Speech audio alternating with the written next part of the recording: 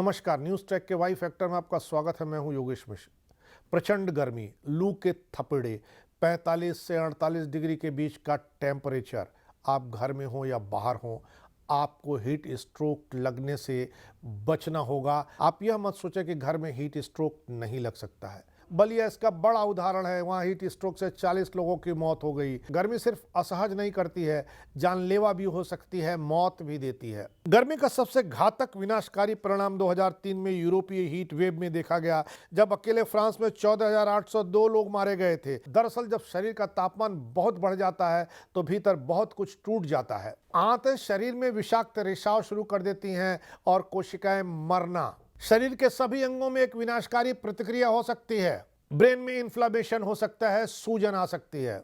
German medicine and science in sports and exercise के अनुसार वृद्ध व्यक्तियों को गर्मी का सबसे अधिक जोखिम होता है। ऐसा इसलिए क्योंकि वृद्ध लोगों के कार्डियोवास्कुलर सिस्टम अधिक गर्मी के कारण होने वाले स्ट्रेस के प्रति कम लचीले होते हैं। शरीर और मस्तिष्क के बीच के संकेत जो लोगों को प्यास का एहसास कराते हैं, वो बुढ़ापे में काम करना बंद कर देते हैं। इसी के साथ बुजुर्ग लोगों को कुछ पुरानी बीमारियों के लिए दी जाने वाली दवाएं भी हीट स्ट्रोक के लिए घातक हो सकती हैं। बुजुर्ग नहीं, अत्यधिक तापमान में कोई सुरक्षित नहीं माना जा सकता है। स्नाविक रूप से अक्षम और मानसिक रूप से बीमार भी अधिक जोखिम में होते हैं। भीषण गर्मी में शारीरिक रूप से फिट लोग भी जल्दी से दम तोड़ सकते हैं। शरीर की अत्यधिक गर्मी के लिए मेडिकल शब्द है हाइपोथर्मिया। इसकी पहली स्टेज में थकावट होती है, बहुत पसीना आता है, मतली, उल्टी और यहाँ तक कि बेहोशी तक की स्थिति हो जाती है। नाड़ी की रफ्तार ढीली हो जाती है, त्वचा ढीली और चिपचिपी हो जाती है। रोग नियंत्रण और रोकथाम केंद्र सीडीसी के अनुसार मांसपेशियों में ऐंठन यानी क्रैम्प गर्मी की थकावट का शुरुआती संकेत हो सकता है। हाइपोथर्मिया के संकेत देखते ही पीड़ित व्यक्ति को ठंडी जगह ले जाना चाहिए, उसके कपड़े को ढीला कर देना चाहिए। शरीर पर ठंडी और गीली तौलिया लगाकर हीट थकावट को पलटा जा सकता है। अगर ऐसे व्यक्ति को तुरंत राहत नहीं मिल पाती तो वह तेजी से हीट स्ट्रोक का शिकार हो सकता है। हीट स्ट्रोक की स्थिति तब हो जाती है जब किसी भी व्यक्ति के शरीर के अंदर का तापमान 40 डिग्री सेल्सियस से अधिक हो जाता है। हालांकि एक मनुष्य से दूसरे मनुष्य के बीच में यह आंकड़ा वेरी कर सकता है। कोई 45-50 डिग्री टेम्परेचर तक को भी बर्दाश्त करता है, किसी के लिए 40 डिग्री ही भारी पड़ सकता है। हीट स्ट्रोक में व्यक्ति मतिभ्रम का शिकार भी हो सकता है। होता यह कि अत्यधिक गर्मी से बचने की कोशिश करते समय शरीर रक्त को ठंडा करने के प्रयास में शरीर स्किन की रक्त वाहिकाओं को फैलाता है। ऐसा करने के लिए शरीर को आंत की रक्त वाहिकाओं को सिकोड़ना पड़ता है। आंत में ब्लड सर्कुलेशन कम हो जाने से कोशिकाओं के बीच यह कवच ढीला पड़ जाता है, जो सामान्य रूप से आंत की सामग्री को अंदर रखता है।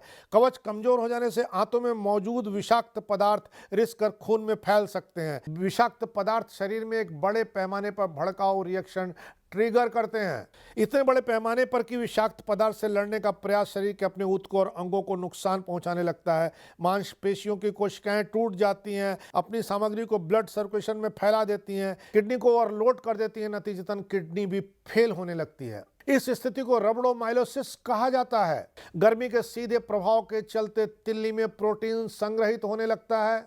ब्रेन बैरियर जो आमतौर पर विषाणुओं को ब्रेन से बाहर रखता है, वह बैरियर कमजोर हो जाता है और ब्रेन में विषाक्त पदार्थों के प्रवेश करने का मार्ग खुल जाता है। मेडिकल पुस्तकों के अनुसार हीट स्ट्रोक से मारे गए लोगों के पोस्टमार्टम में अक्सर माइक्रो हेमरेज, छोटे स्ट्रोक और सूजन का पता चलता है। हीट स्ट्रोक से बचे 30% लोगों को ब्रेन फंक्शन में अस्थायी क्षति का अनुभव होता है। एक अनुमान है कि हीट स्ट्रोक का अनुभव करने वाले लोगों में 10% की मौत हो ही जाती है। सो यह जरूरी है कि हीट स्ट्रोक या गर्मी के अनुभव के काल बाद आप शरीर को ठंडा करने की कार्यवाही शुरू कर दें।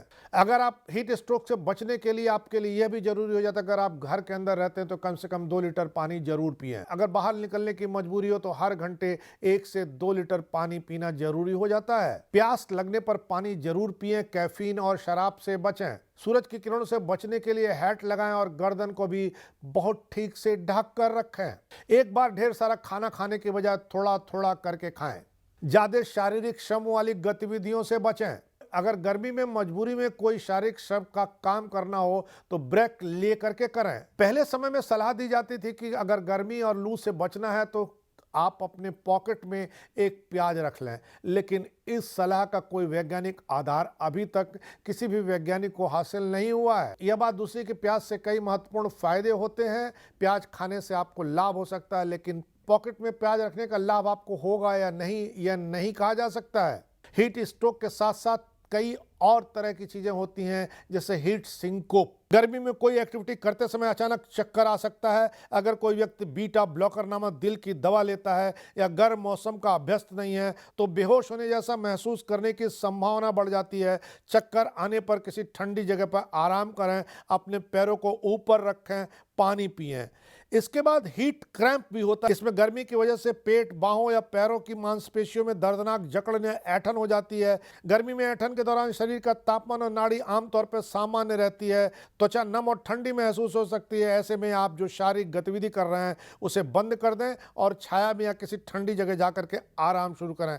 ढेर सारा तरल पदार्थ पिएं, जैसे कि पानी और इलेक्ट्रोलाइट युक्त स्पोर्ट्स ड्रिंक। शराब या कैफीन युक्त पेय पदार्थों का सेवन न करें।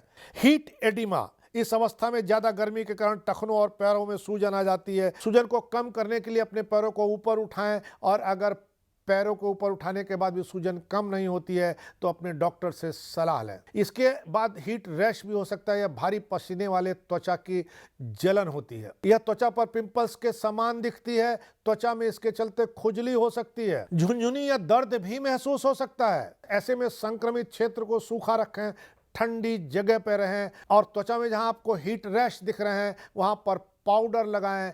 हीट स्ट्रोक से बचने के लिए पहले इन हिदायतों पर अमल करें, और जब भी टेम्परेचर 40 के पार जाए तो आप अपना बचाव खुद करें। इस बार इतना ही, अगली बार फिर मिलेंगे किसी नए सवाल पर नए ढंग से बात करने के लिए। तब तक के लिए नमस्कार।